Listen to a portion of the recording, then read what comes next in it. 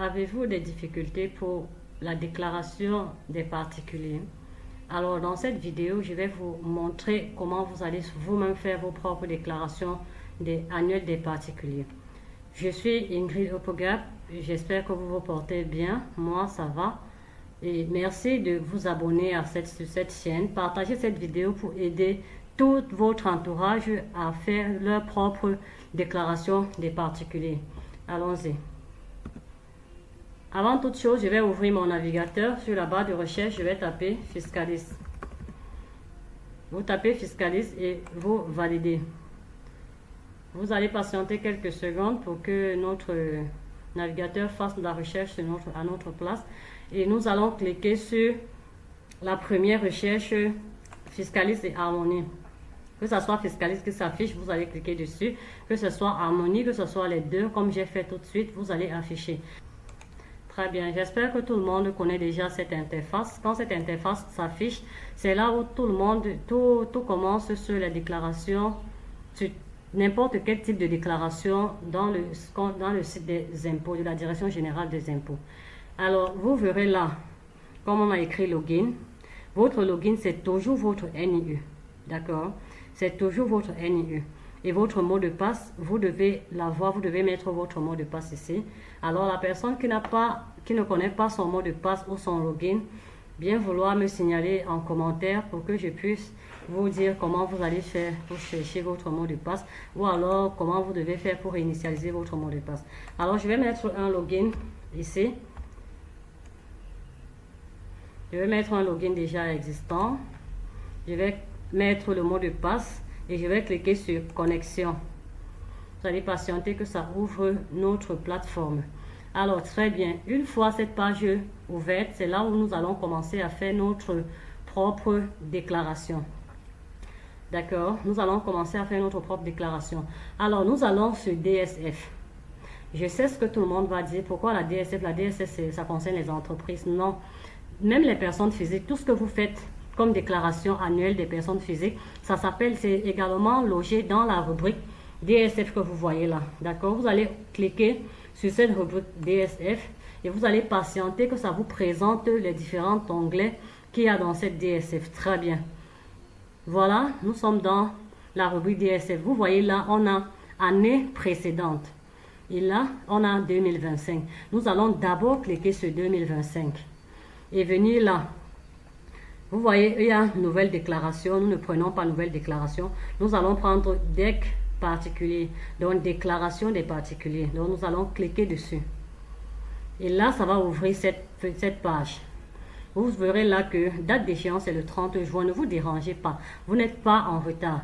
Parce que si vous êtes en retard, on va faire cette déclaration ensemble et vous allez voir une pénalité, une mise en demeure s'afficher. Non, vous n'êtes pas en retard. Donc, ne vous souciez pas de cette date d'échéance. Faites vos déclarations normalement. Et quand une fois que votre déclaration sera faite, la barre déclaration annuelle sera verte. Vous voyez que cette barre est grise. Grise, là, ça veut dire à remplir. Si ça change de couleur, c'est comme ça, vous allez à compléter. Donc, ça doit être complet, donc ça doit avoir la couleur verte. Donc, nous allons cliquer là sur déclaration annuelle des particuliers. On va patienter que ça s'ouvre. Et je rappelle que pour faire ceci, vous devez également avoir une bonne connexion Internet pour que ça vous rende les choses faciles. Alors, ici, je vais prendre deux cas pour vous expliquer. Je vais prendre le cas d'une personne qui est salariée et je vais prendre le cas d'une personne qui ne travaille pas.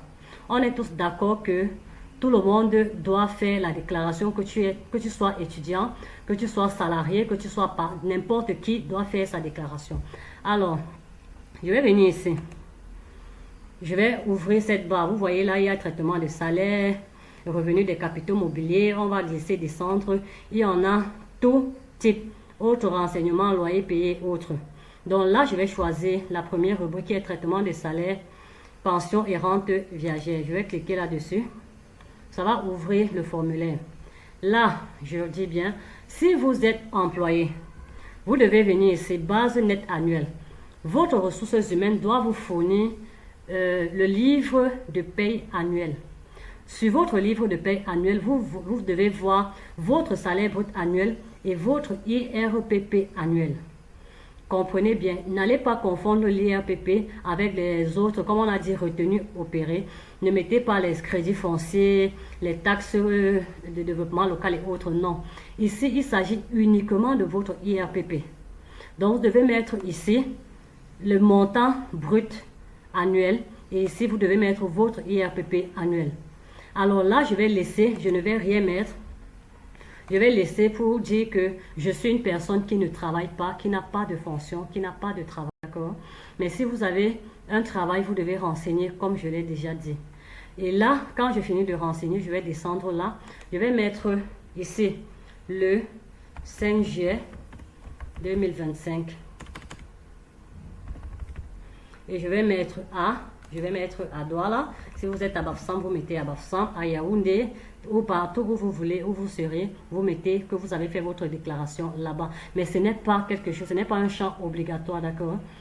Voici ce qui est obligatoire. Chaque fois que vous allez voir cet astérisque rouge ici, sachez que c'est un champ obligatoire. Donc, si vous ne cochez pas ces deux cases-ci, votre déclaration ne va pas se valider. D'accord? Dès que je coche les deux cases, je rappelle bien, je remonte pour que vous voyez, je n'ai rien rempli. Donc là, je suis en train de prendre le cas d'une personne qui n'a pas de travail, une personne lambda. Parce que nous sommes nombreux qui devons faire les déclarations néant. Les déclarations parce que nous n'avons pas de travail, les déclarations parce que nous sommes des étudiants, les déclarations parce que je ne sais pas trop quoi, nous sommes des chômeurs. Donc vous devez ouvrir quand même une rubrique. Vous ne renseignez rien. Vous voyez que je n'ai rien renseigné. Vous cochez juste les deux cases-ci. Et après, vous descendez. Vous allez cliquer sur enregistrer et compléter. Vous devez cliquer dessus. Très bien. Vous voyez que déclaration annuelle des particuliers là-bas est verte. Alors là, vous pouvez repartir ici, faire soumettre. Soumettre, ça veut dire si vous vous arrêtez ici. Une fois que c'est vert, vous vous arrêtez là, vous n'avez pas fait votre déclaration. Donc là, vous avez déclaré, il faut envoyer au service statistique de la Direction générale des impôts. Sinon, vous n'avez pas déposé votre déclaration. Donc, il faut soumettre. Soumettre, ça veut dire déposer votre déclaration. Je vais cliquer sur soumettre, on va me renvoyer un truc là. Je vais dire oui, je veux soumettre. Très bien, votre déclaration a été soumise. Vous pouvez télécharger l'accusé de réception à partir de la page de déclaration. D'accord, vous voyez. Là, comme je vous ai dit tantôt, vous ne vous inquiétez pas de la date d'échéance. Vous voyez que là, à payer c'est 0. Montant à payer 0. Donc, on n'a rien à payer. D'accord? Donc, quand vous arrivez là, vous avez déjà soumis. Quand vous voyez statut ici, soumis, ça veut dire que vous avez déjà fait votre déclaration des particuliers. J'espère que jusqu'ici, c'est très bien. J'espère que je ne suis pas rapide. Et si quelqu'un ne parvient pas à faire, et si quelqu'un a des difficultés, signalez-moi ça en commentaire, s'il vous plaît. Je vais vous aider pas à pas pour que vous fassiez vous-même vos déclarations. Également, si quelqu'un n'a pas d'ordinateur, parce que là c'est version ordinateur, si vous avez besoin d'une version téléphone, rappelez-moi en commentaire, je vais vous faire une version téléphone parce que même sur le téléphone c'est la même chose, d'accord? Alors là, je vais éditer mon accusé de réception, j'ai cliqué juste là et je vais ouvrir là en PDF pour voir ce que ça donne. Vous voyez, accusé de réception, ça me donne le nom de la personne que j'ai déclarée, son NIU, tout, la date de dépôt. C'est ça qui est important, d'accord? Je reviens dans ma déclaration. Je vais éditer l'avis d'imposition.